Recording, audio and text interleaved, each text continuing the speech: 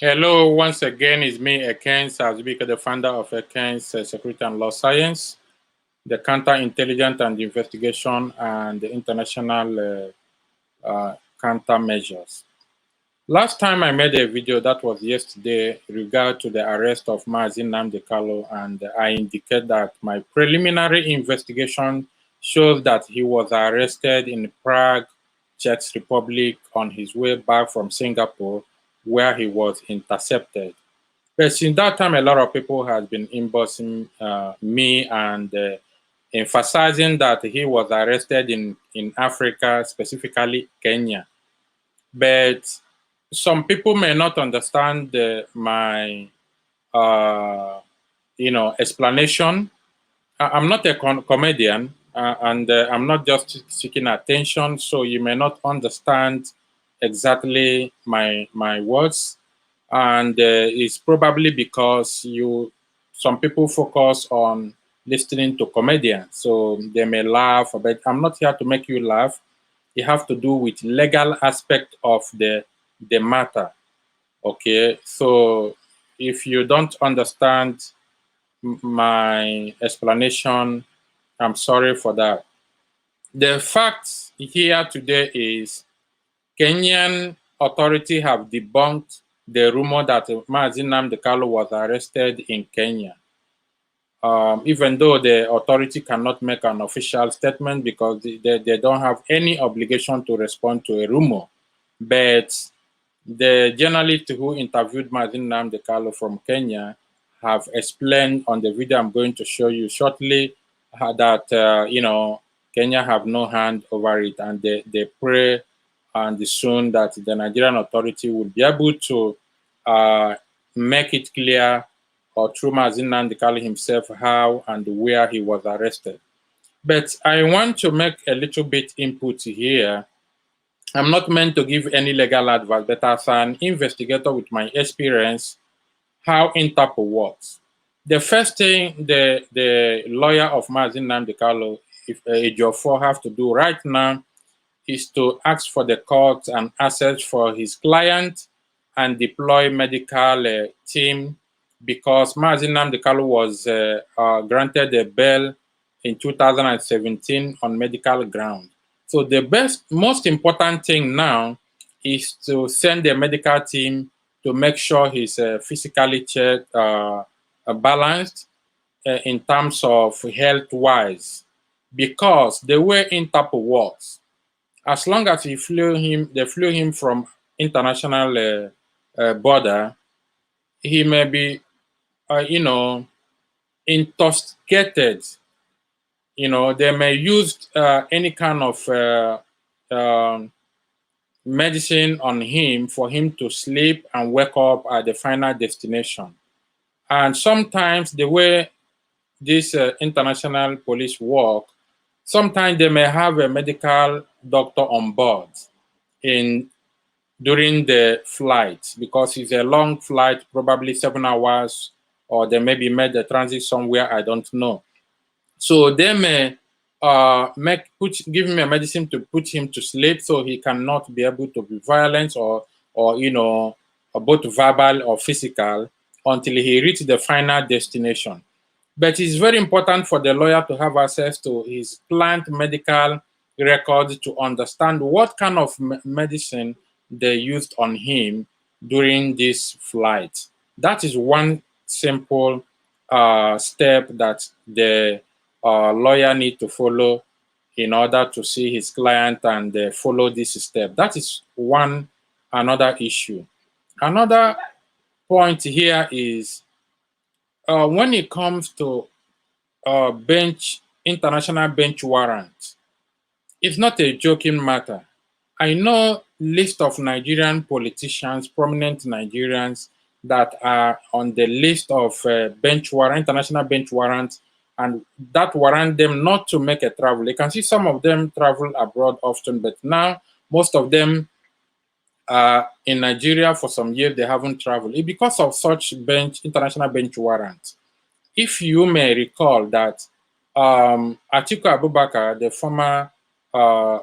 former PDP candidate, on presidential candidate on the last federal election in Nigeria, was on travel ban in America, but they suspended it for 1 day or 2 days for him to visit America. I think 1 or 2 days.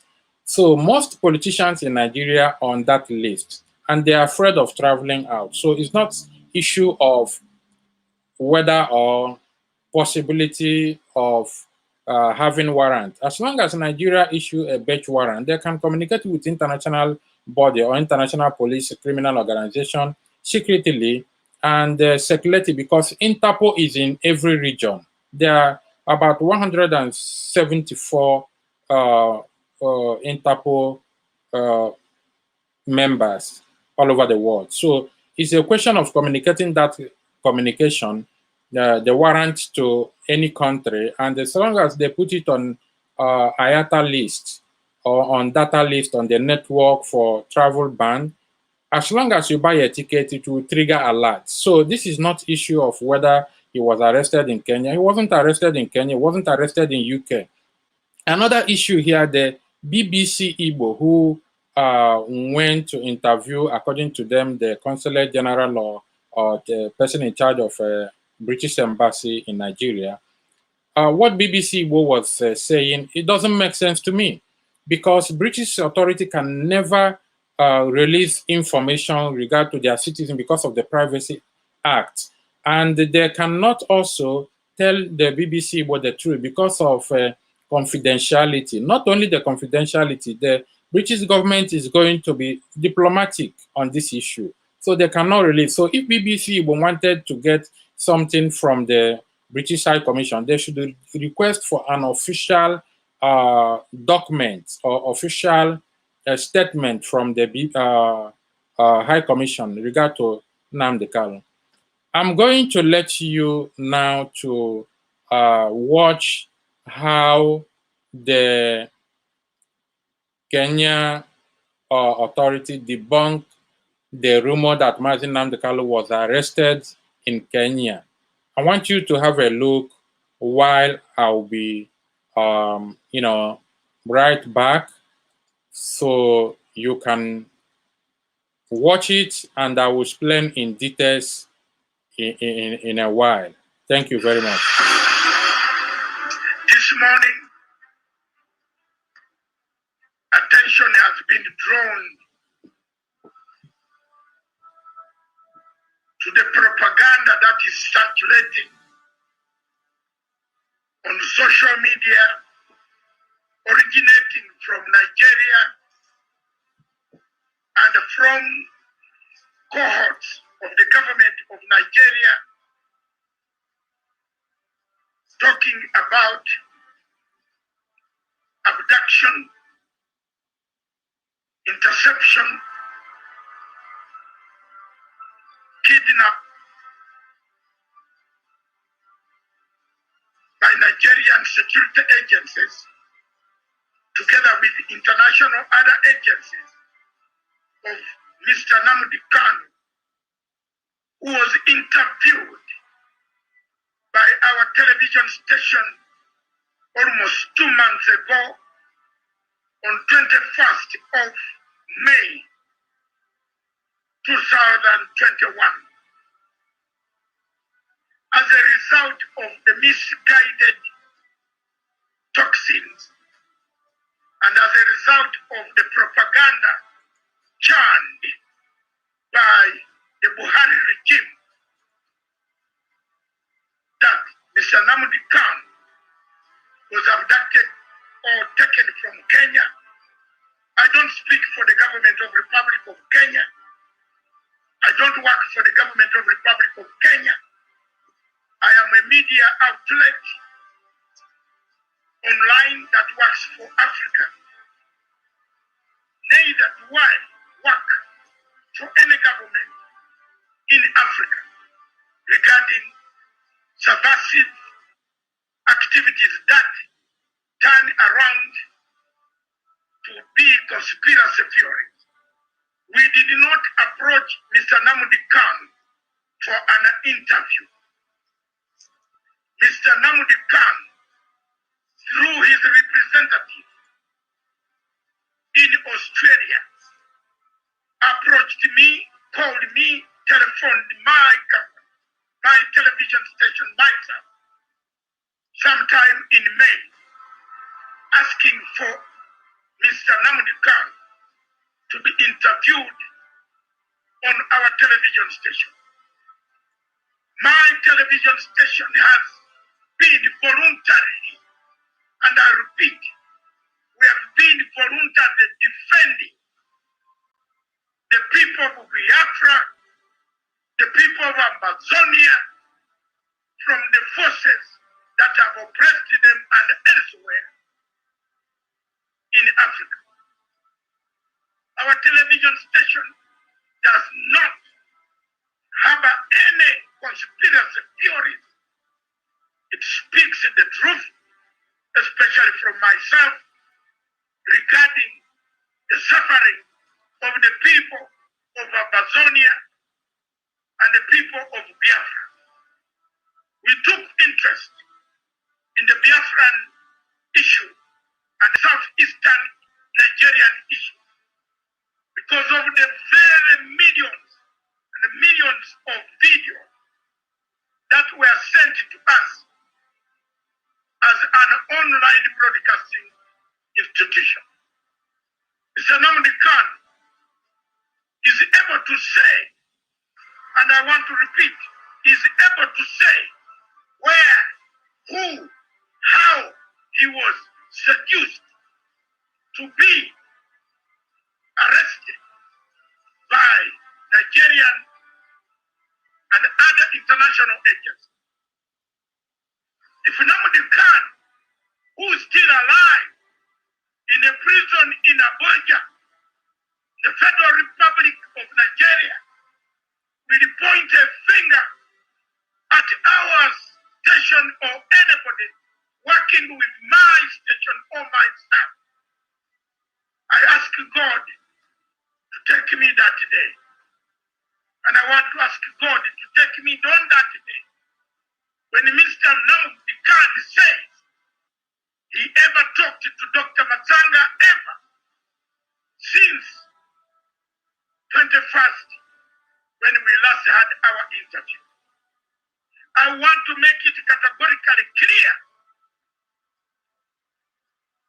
that abduction, seduction, kidnap of Mr. Nnamdi Kanu will not deter my television station from talking about the ill treatment, the human rights abuses, the poor treatment, the bad treatment of the people of Biafra. I am not a Nigerian. I am not a Biafran. I am not paid by any Biafran or any Nigerian to speak my mind. I am a trained, highly trained journalist, investigative journalist worldwide. I've worked with reputable organizations like Sky News, and therefore I don't engage myself in activities of the Buhari type of regime. I thank you very much, therefore, on behalf of Frontline Africa Television, that we have done our best, and we wish that the Nigerian government takes law and puts equity, gives Mr. Kanu a fair start for trial, and does not trample over his rights, does not harm him, does not stop him from telling the world how he was abducted.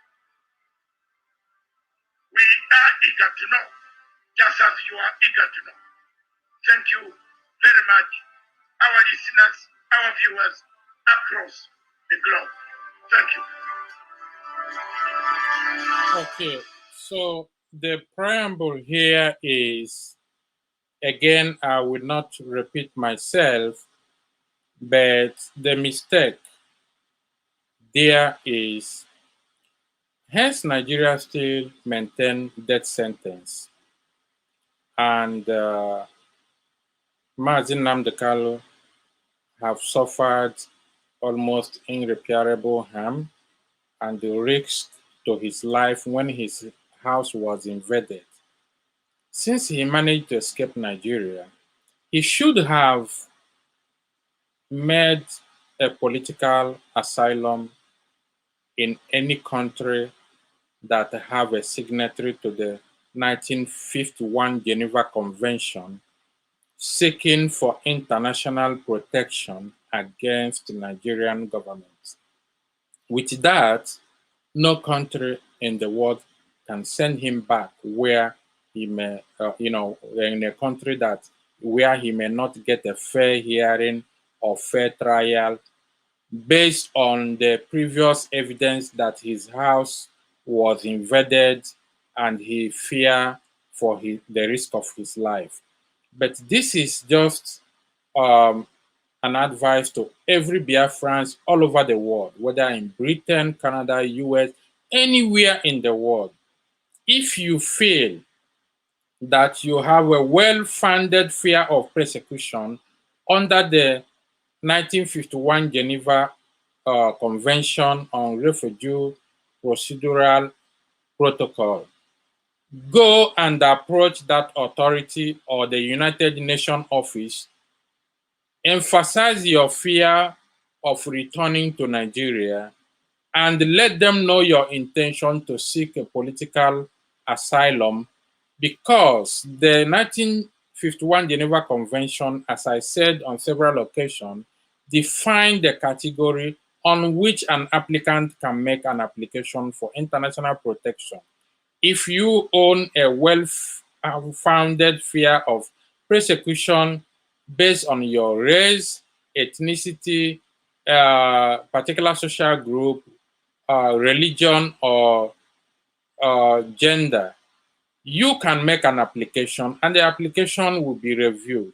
If Mazi NNAMDI have gotten an international protection under United Nations, no country in the world would have sent him back to a country where he may face irreparable harm.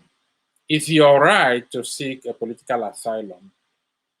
The former president of Haiti, the name I forgot, I think Yariste, made a political asylum in South Africa during George Bush tenure. So political asylum or refugee, anybody in that circumstances can approach the authority that have a signatory to that convention. So whether you are Biafran or Oduduwa or anywhere you are in the world, you feel you have a well-founded fear of persecution, approach the authority. Is your right to invoke the Geneva Convention of 1951. Again, the lawyer of Mazi NNAMDI should approach on emergency the Nigerian court to give an order for him and the medical team to visit Mazi NNAMDI wherever he's been detained to evaluate his health because nobody knows what transpired during that flight. The way I already explained. Thank you very much. Again, my name is Ekens Azubike, the founder of Ekens Foundation International and the Ekens Security and Law Science, Counterintelligence, Private Investigator, and International Security Experts. Thank you and remain blessed.